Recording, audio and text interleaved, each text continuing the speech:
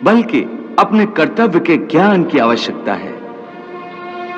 इस बात की आवश्यकता होती है कि मनुष्य समझ ले कि उस परिस्थिति में उसका कर्तव्य क्या है। भावना तो कई बार कर्तव्य के रास्ते में आ जाती है, मनुष्य को कमजोर कर देती है। जैसे इस समय तुम्हारी भावनाओं के कारण तुम्हारे मन में जो मोह उत्पन्न हो गया है, वो तुम्हें कर्तव्य के रास्ते से भटका आ रहा है। इसलिए शास्त्र कहता है कि कर्तव्य भावना से ऊंचा है। अभी तुमने बड़े ज्ञानियों जैसे तर्क किए कि कर्म के लिए कोई प्रेरणा होनी चाहिए और प्रेरणा के लिए कोई भावना आवश्यक है। ये सारे तर्क मोहजनित हैं। रिश्ते नातों के मोह ने तुम्हारी बुद्धि को धूमिल कर दिया है, इसलिए तुम्हें सत्य दिखाई नहीं दे रहा। का कोई कारण होता है, कोई प्रेरक होता है जिसकी प्रेरणा से मनुष्य कर्म करता है। कोई भावना तो होती है जिस भावना की पूर्ति के लिए मनुष्य अच्छा बुरा कोई भी कर्म करता है। अर्थात कर्म की जड़ में एक भावना होती है और भावना की जड़ में कोई ना कोई रिश्ता होता है, क्योंकि किसी संबंध, किसी रिश्ते के बगैर तो भावना पैदा नहीं हो सकती। अर्जुन, तुम ठीक कह रहे हो।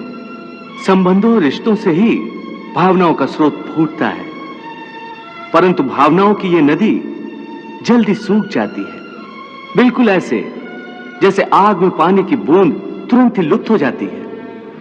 मरने वाले की चिता के ठंडे होने से पहले ही रिश्तेदारों की आंखों के आंसू भी सूख जाते हैं। कोई 2 घड़ी आंसू बहाता है, कोई 2 दिन।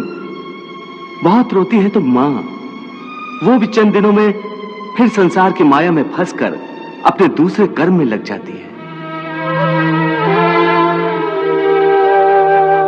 तुम्हारी भावनाओं के कारण तुम्हारे मन में जो मोह उत्पन्न हो गया है, वो तुम्हें कर्तव्य के रास्ते से भटका आ रहा है।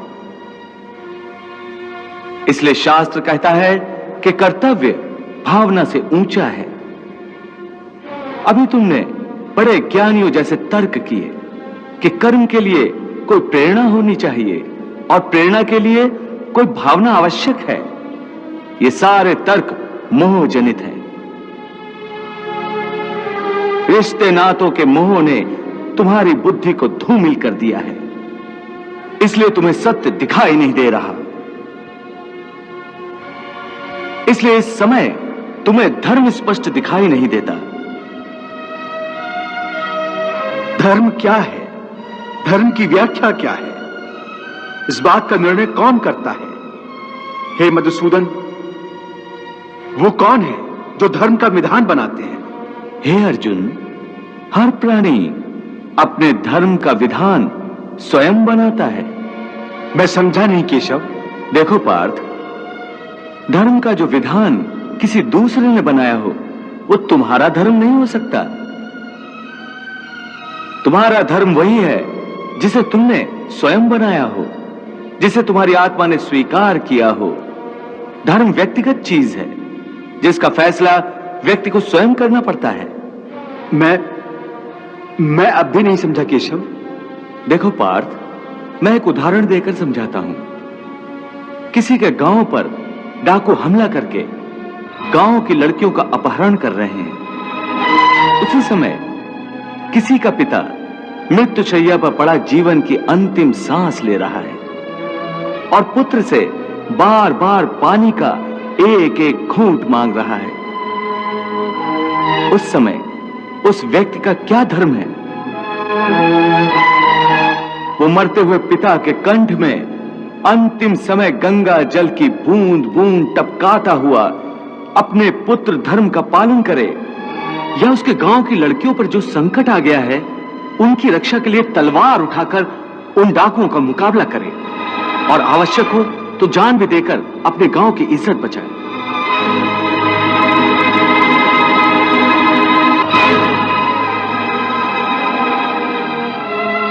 इसका निर्णय कोई दूसरा कैसे कर सकता है? इसको धर्म का दोराहा या धर्म संकट भी कहते हैं। ऐसी परिस्थिति में वो व्यक्ति क्या करे? उसका फैसला कोई बाहर वाला नहीं कर सकता। यह निर्णय उसी को लेना होता है कि उस समय उसका प्रथम धर्म क्या है। उस समय उसकी आत्मा जो आवाज दे वही उसका धर्म है। इसलिए हे अर्जुन, हर प्राणी का धर्म व्यक्तिगत होता है। अथवा सांख्य योग की शिक्षा दी है।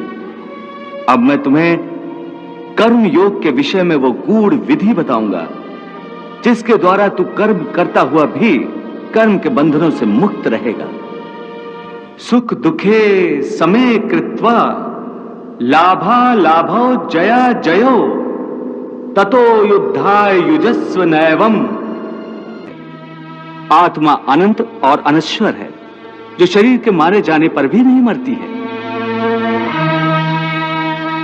न जायते मृते वा कदाचिन नायम भूत्वा भविता वा न भूयः अजो नित्यः शाश्वतो अयम पुराणो न हन्यते हन्यमाने शरीरे।